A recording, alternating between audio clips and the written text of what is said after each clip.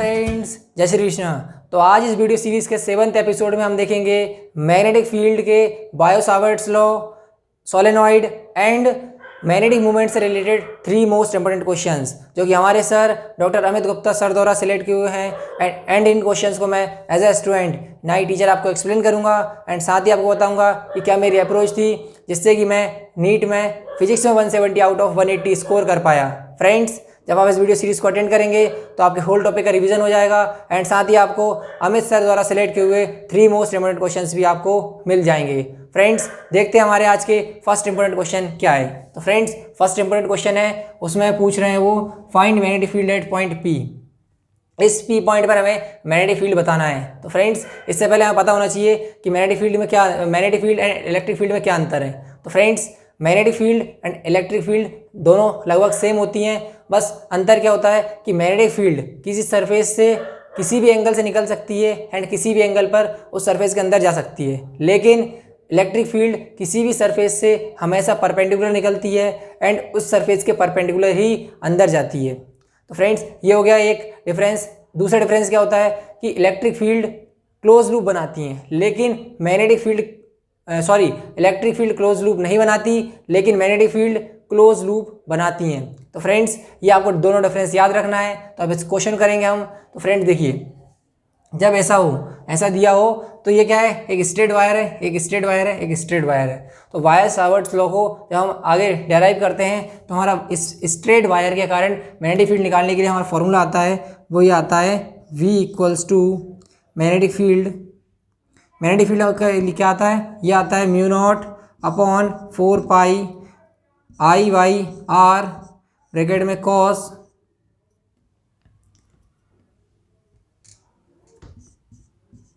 θ1 plus cos θ2। तो ये हमारा फॉर्मूला आता है किसके लिए, स्ट्रेट वायर के लिए। तो फ्रेंड्स, अब इसको सॉल्व करेंगे। μ0/4 पाई होता है कांस्टेंट होता है, I होता है कितना करंट फ्लो हो रहा है, R होती है रेडियस परपेंडिकुलर डिस्टेंस। तो फ्रेंड्स देखिए, म्यू नॉट की जो वैल्यू होती है 4 पाई इंटू 10⁻⁷ अपॉन 4 पाई। तो फ्रेंड्स देखिए, आई होता है इसमें करंट कितना फ्लो हो रहा है, तो करंट कितना फ्लो हो रहा है इसमें, आई करंट फ्लो हो रहा है, अपॉन आर होती है इस पॉइंट से उस वायर की, या फिर जिस वायर के कारण हम मैग्नेटिक फील्ड निकाल रहे हैं उसकी परपेंडिकुलर डिस्टेंस क्या है। तो फ्रेंड्स देखिए, इसमें परपेंडिकुलर डिस्टेंस क्या होगी, ये होगी। तो ये क्या है, ये हमारी h के इक्वल, हाइट के इक्वल ये होती है हमारी √3a/2 होता है। तो फ्रेंड्स, यहाँ से r कितनी आएगी, √3a/2। cos θ1 क्या है, 60 डिग्री, ये होता है थीटा, तो ये होता है cos 60 degree plus second cos theta क्या है, cos θ2 कितना है, ये भी 60 डिग्री है। तो ये θ1 एंड θ2 होते क्या हैं, ये होते हैं कि जिस वायर के हम मैग्नेटिक फील्ड निकाल रहे हैं, तो उस वायर से ये जो हम ऐसे लाइन खींचें तो ये इस लाइन से कितना एंगल बनाएगा वो वायर, उसके एंड पॉइंट्स, कोई सा पॉइंट नहीं, उसके एंड पॉइंट्स कितना एंगल बना रहे हैं। तो फ्रेंड्स देखिए, अब इसको हम सॉल्व करेंगे। तो θ2 क्या है, 60 डिग्री है। सॉल्व करेंगे हम इसे, तो क्या आएगा, 4 पाई से 4 पाई कैंसिल हो जाएगा, तो यहाँ आएगा 10⁻⁷ into I upon √3a। Friends, ये 2 नीचे है तो ये ऊपर जाएगा, तो क्या हो जाएगा इधर 2 into 10⁻⁷ into I √3a cos 60 value क्या हो जाएगी 1/2 प्लस cos 60 वैल्यू 1/2, तो ये हो जाएगा 1/2 1। अब यहाँ से हमारे मैग्नेटिक फील्ड कितनी आएगी, मैग्नेटिक फील्ड हमारी निकल के आएगी, कितनी आएगी 2 into 10⁻⁷ into I upon √3a। तो फ्रेंड्स, ये आ गई हमारी मैग्नेटिक फील्ड। अब इस क्वेश्चन में एक और पूछ सकते थे कि इसकी डायरेक्शन क्या होगी, मैग्नेटिक फील्ड जो आ रही है, इस वायर के कारण जो मैग्नेटिक फील्ड आ रही है उसकी डायरेक्शन क्या है। तो फ्रेंड्स, डायरेक्शन कैसे निकालेंगे, डायरेक्शन निकालने के लिए क्या कीजिए, आपका हाथ लीजिए, हैंड लीजिए, उसमें क्या कीजिए, जो थंब है थंब को कीजिए करंट की डायरेक्शन में, एंड जो आपकी फिंगर्स हैं उसको उस पॉइंट की तरफ कीजिए जिस पॉइंट में हमें मैग्नेटिक फील्ड निकालनी है। तो आपका जो पाम है, पाम बताएगा उस मैग्नेटिक फील्ड की डायरेक्शन। तो फ्रेंड्स देखिए, मैं अगर इसको रखूँ इस तरफ, करंट फ्लो हो रहा है, ऊपर पॉइंट है, तो हमारे पाम है ऊपर की तरफ है, मतलब कि सरफेस से परपेंडिकुलर ऊपर है। अपवर्ड डायरेक्शन में है तो ये क्या होगी, ऊपर की तरफ मैग्नेटिक फील्ड आएगी। तो इसको कैसे डिनोट करते हैं, इस तरह से करते हैं। तो हमारी मैग्नेटिक फील्ड ये है और उसकी डायरेक्शन परपेंडिकुलर ऊपर की तरफ है। अब अगर अंदर की तरफ आती मैग्नेटिक फील्ड तब इसको कैसे डिनोट करते हैं, तब इसको हम क्रॉस से डिनोट करते हैं। क्रॉस बताता है कि मैग्नेटिक फील्ड अंदर की तरफ है, तो इस तरह से निकालते हैं मैग्नेटिक फील्ड जब स्ट्रेट वायर हो। लेकिन अब सर्कुलर वायर आ जाए, सर्कुलर वायर ही है लेकिन सर्कुलर लूप है, तब कैसे निकालेंगे। तो मैग्नेटिक फील्ड जो है ऐसे निकालते हैं, मैग्नेटिक फील्ड निकालते हैं क्या, mu naught I upon 4 pi R. तो आर होता है उस सर्कुलर लूप की रेडियस कितनी है, आई करंट कितना फ्लो हो रहा है, इंटू फाई। तो फ्रेंड्स फाई होता है एंगल, एंगल जो कि रेडियन में होता है।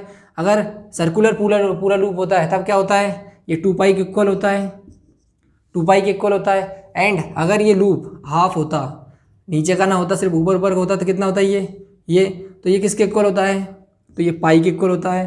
पाई इसी को हम बोलते हैं 180 डिग्री, 2 पाई बोलते हैं 360। तो इस तरह से फाई हम क्या रखते हैं, हम ऐसे रेडियन में रखते हैं पाई के फॉर्म में। तो सर्कुलर लूप का इस तरह से निकालते हैं एंड स्ट्रेट वायर का इस तरह से निकालते हैं। अब हमने ये जो मैग्नेटिक फील्ड निकाली किसके कारण निकाली, इस वायर के कारण निकाली। अब इसमें क्या बचा है, ये बचा है कि इसके कारण मैग्नेटिक फील्ड कितनी आएगी इस पॉइंट पे। तो फ्रेंड्स देखिए इसके कारण क्या आएगी, इसके कारण हमारी मैग्नेटिक फील्ड 0 आएगी। क्यों आएगी, क्योंकि ये जो पॉइंट है इसी वायर के अंदर है। एंड सेम इसके कारण क्या आएगी, मैग्नेटिक फील्ड 0 आएगी, क्योंकि ये पॉइंट भी इसी वायर के अंदर है या फिर इसी वायर के ऊपर है। तो इसके कारण मैग्नेटिक फील्ड 0 आएगी। ये हो गया हमारा फर्स्ट इंपॉर्टेंट क्वेश्चन। अब हम देखेंगे हमारा सेकंड इंपॉर्टेंट। तो आइए देखते हैं हमारा सेकंड इंपॉर्टेंट क्वेश्चन। तो फ्रेंड्स सेकंड इंपॉर्टेंट जो क्वेश्चन है उसमें पूछ रहे हैं वो find magnetic field inside the solenoid. इस सोलेनॉइड के अंदर मैग्नेटिक फील्ड कितनी आएगी। तो फ्रेंड्स सोलेनॉइड क्या होता है, तो सोलेनॉइड होता है एक स्प्रिंग के जैसा होता है। जैसे कि एक स्प्रिंग बार बार एक वायर से लपेटा हुआ होता है, वैसे ही एक कंडक्टिंग वायर को स्प्रिंग की तरह लपेट कर जो है सोलेनॉइड बनाया जाता है। तो ये सेम स्प्रिंग की तरह होता है, तो वही क्या स्प्रिंग की तरह होता है, वो उसी को बोलते हैं सोलेनॉइड। तो सोलेनॉइड इसके अंदर मैग्नेटिक फील्ड कैसे निकालते हैं। तो फ्रेंड्स इसके अंदर मैग्नेटिक फील्ड निकालने के लिए हमारा जो फॉर्मूला आता है वो आता है, कैसे आता है, ये आता है एम्पियर सर्कुलर लॉ से। एम्पियर सर्कुलर लॉ क्या होता है, VDL integration of VDL equals to mu naught I या फिर mu naught summation of I. तो फ्रेंड्स ये जो फॉर्मूला है एम्पियर सर्कुलर लॉ के, इससे क्या आता है, सोलेनॉइड के अंदर मैग्नेटिक फील्ड कितनी आएगी इसका फॉर्मूला निकलता है। इसको आगे हम सॉल्व करते हैं। तो हमारा फॉर्मूला आता है मैग्नेटिक फील्ड के लिए, ये आता है magnetic field vector equals to आता है mu naught N I, mu naught N I आता है। तो यहाँ से म्यू नॉट एन आई आता है, तो हमें इसके अंदर निकालना है। इसके अंदर फॉर्मूला ये है, हम कैसे निकालेंगे, म्यू नॉट हमें पता है, एन होता है number of turns per unit length. तो फ्रेंड्स देखिए म्यू नॉट क्या है, 4 पाई इंटू 10 की पावर -7 वैल्यू होती है म्यू नॉट की। एन होता है नंबर ऑफ टर्न्स, या फिर एन को हम लिखते हैं, एन को हम लिखेंगे क्या आएगा, total number of turns upon length. कितनी लेंथ में टोटल नंबर कितने टर्न है एल लेंथ में, तो एन क्या होता है यूनिट लेंथ में कितने टर्न है, यूनिट लेंथ में कितने टर्न है। तो हमारे टोटल टर्न कितने, टोटल टर्न है 400 अपॉन लेंथ, कितनी लेंथ में है 80 सेंटीमीटर में है, 80 सेंटीमीटर। तो सेंटीमीटर की सेंटी हटाएंगे तो क्या आएगा 10 की पावर -2, सेंटी की वैल्यू हटाएंगे तो 10 की पावर -2। इसको काटेंगे तो क्या आएगा, ये आएगा 5 10 की पावर -2 है, 10 की पावर -2 पर जाएगा तो क्या आएगा 100 हो जाएगा, ये हो जाएगा 500। तो एन आएगा हमारा 500 एंड आई कितना है 8, इतना करंट फ्लो हो रहा है। तो म्यू नॉट का पता है हमें, एन निकाल लिया, एन कितना है 500 इंटू आई कितना है 8 है। यहाँ से हम करेंगे आगे तो क्या आएगा 8 5 से 40 इंटू 4 करेंगे, 40 इंटू 4 करेंगे तो 160 एंड 2 0 हैं, 2 0 लगाएंगे, पाई इंटू 10 की पावर -7। इसको और अच्छे से करेंगे तो 16 पाई एंड 3 0 है, 3 0 10 की पावर -3, 10 की पावर 3 लिख सकते हैं, 10 की पावर 3 एंड 10 की पावर -7 बच जाएगा तो क्या बचेगा 10 की पावर -4। तो फ्रेंड्स ये आ जाएगा हमारा magnetic field inside the solenoid. Solenoid के अंदर जो मैग्नेटिक फील्ड है कितनी आएगी 16 पाई इंटू 10 की पावर -4। फ्रेंड्स अब इस क्वेश्चन में एक क्वेश्चन और हो सकता था कि सोलेनॉइड के अंदर तो मैग्नेटिक फील्ड ये है, इस तरह से निकाल सकते हैं, सोलेनॉइड के बाहर कितनी आएगी, सोलेनॉइड के बाहर कितनी आएगी मैग्नेटिक फील्ड। तो फ्रेंड्स आपको डायरेक्ट याद रखना है कि सोलेनॉइड के बाहर बी आउटसाइड आउटसाइड कितनी आती है, आउटसाइड आती है 0। तो फ्रेंड्स ये आपको डायरेक्ट याद रखना है कि सोलेनॉइड के बाहर मैग्नेटिक फील्ड 0 होती है। अब हम देखते हैं हमारा थर्ड इंपॉर्टेंट क्वेश्चन। तो आइए देखते हैं हमारा थर्ड इंपॉर्टेंट क्वेश्चन। तो फ्रेंड्स ये जो क्वेश्चन है इसमें पूछ रहे हैं वो find magnetic movement. Magnetic movement बताना है हमें इस लूप का मैग्नेटिक मूवमेंट बताना है। फ्रेंड्स जब कोई सा लूप दिया हो तब उसका मैग्नेटिक मूवमेंट कैसे निकालते हैं। तो फ्रेंड्स देखिए हमारा जो मैग्नेटिक मूवमेंट है किसी लूप का वो क्या होता है, कैपिटल एम से मैं इसको डिनोट कर रहा हूँ मैग्नेटिक मूवमेंट को, जो कि एक वेक्टर है, वेक्टर क्वांटिटी है। ये क्या होता है, ये होता है कि किसी लूप का निकाल रहे हैं तो उस लूप का एरिया एंड उस लूप में फ्लो हो रहा है करंट का मल्टीपल जो होता है उसका मैग्नेटिक मूवमेंट देता है। तो फ्रेंड्स देखिए इसका एरिया एंड इसका करंट का मल्टीपल आई इंटू ए क्या देता है हमें देता है मैग्नेटिक मूवमेंट देता है क्या, करंट इंटू उसके एरिया का मल्टीपल। तो फ्रेंड्स देखिए इसका मैग्नेटिक मूवमेंट निकालना है, तो मैग्नेटिक मूवमेंट निकालना है तो इसका एरिया निकालेंगे। तो एरिया क्या आएगा, ये एक रेक्टेंगल की तरह है, तो रेक्टेंगल का एरिया क्या होता है, ये होता है लेंथ इंटू ब्रेथ। इसकी लेंथ दी हुई है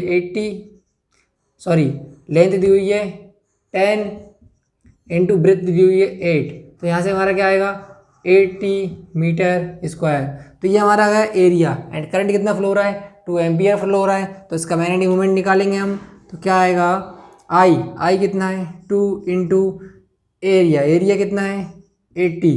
तो यहाँ से हमारा क्या आएगा 160 एम्पियर मीटर स्क्वायर। तो फ्रेंड्स ये आ गया हमारा मैग्नेटिक मूवमेंट जो कि वेक्टर क्वांटिटी है एंड 160 एम्पियर मीटर स्क्वायर इसका मैग्नेटिक मूवमेंट आ गया। अब इसकी डायरेक्शन, तो फ्रेंड्स इसकी डायरेक्शन आप ऐसे निकाल सकते हैं, ये अंदर की तरफ होगी या फिर बाहर की तरफ होगी। तो जिस डायरेक्शन में एरिया होगा उस डायरेक्शन में इसकी डायरेक्शन होगी इसकी मैग्नेटिक मूवमेंट की। तो इस तरह से हम निकाल सकते हैं किसी लूप का मैग्नेटिक मूवमेंट कैसे निकालेंगे। अब एक डिफरेंट वैरायटी बनती है कि जब मान लिया कि एक बार मैग्नेट है, ऐसी बार मैग्नेट है, ये क्या है बार मैग्नेट। इसमें क्या होते हैं, इसमें अब इसका सेम जैसा इसका हमने निकाला क्या मैग्नेटिक मूवमेंट, तो इसका भी मैग्नेटिक मूवमेंट होता है। तो वो कैसे निकालेंगे, तो फ्रेंड्स इसका मैग्नेटिक मूवमेंट निकालने के लिए क्या होता है, बार मैग्नेट में क्या होती है पोल स्ट्रेंथ होती है स्मॉल एम होती है उसकी पोल स्ट्रेंथ, मतलब कि उसके दोनों पोल्स होते हैं उनकी एक स्ट्रेंथ जो होती है उसे बोलते हैं पोल स्ट्रेंथ होती है कि आयरन के पार्टिकल को अट्रैक्ट करने की जो कैपेसिटी होती है वो होती है उसकी पोल स्ट्रेंथ। तो बार मैग्नेट का हम जो मैग्नेटिक मूवमेंट निकालेंगे, magnetic movement of bar magnet का मैग्नेटिक मूवमेंट निकालते हैं, ये कैसे आएगा, ये आता है pole strength into L effective या फिर इफेक्टिव लेंथ कि दोनों पोल स्ट्रेंथ के बीच में, दोनों पोल्स के बीच में इफेक्टिव लेंथ है वो होती है उसका मल्टीप्लाई कर देंगे पोल स्ट्रेंथ के साथ। तो क्या आती है हमारी ये आता है मैग्नेटिक मूवमेंट किसका, बार मैग्नेट का, कैसे pole strength into L effective. तो ये निकाल सकते हैं फ्रेंड्स। अब ये तो हमने निकाल ली कि बार मैग्नेट कैसे निकालेंगे। अब मैं एक क्वेश्चन देता हूँ कि एक क्वेश्चन ऐसा है कि एक बार मैग्नेट है ऐसी, ये बार मैग्नेट एंड एक दूसरी बार मैग्नेट इसी के साथ लगी हुई है ऐसे, इसकी पोल स्ट्रेंथ ये पोल स्ट्रेंथ है कि ये मान लिया कि इसका नॉर्थ पोल है, ये इसका साउथ पोल है एंड इसका ये साउथ पोल है एंड ये नॉर्थ पोल है। फ्रेंड्स ये ऐसा दिया हुआ है कि एक बार मैग्नेट इसका नॉर्थ पोल इस तरफ रखा है, उसका साउथ पोल इस तरफ है एंड इसका साउथ पोल इस तरफ है, इसका नॉर्थ पोल इस तरफ। दो बार मैग्नेट सेम है, डायमेंशन सेम है, लेंथ भी सेम है। अब इसका पूछा है कि इसका एम क्या होगा, एम अगर पोल स्ट्रेंथ दोनों की क्या है, दोनों की पोल स्ट्रेंथ क्या है, एम है स्मॉल एम, तो कैपिटल एम या फिर इसकी मैग्नेटिक मूवमेंट क्या होगा इन दोनों बार मैग्नेट का जो टोटल मैग्नेटिक मूवमेंट क्या होगा। तो ये इस क्वेश्चन का आंसर आप मुझे कमेंट करके दीजिएगा कि इसका आंसर क्या आएगा। तो फ्रेंड्स ये हो गए हमारे आज के 3 मोस्ट इंपॉर्टेंट क्वेश्चन। हम देखेंगे हमारे अगले एपिसोड में मैग्नेटिक फील्ड के ही फोर्स एंड लॉरेंज फोर्स से रिलेटेड 3 मोस्ट इंपॉर्टेंट क्वेश्चंस। मिलते हैं नेक्स्ट वीडियो में। Thank you.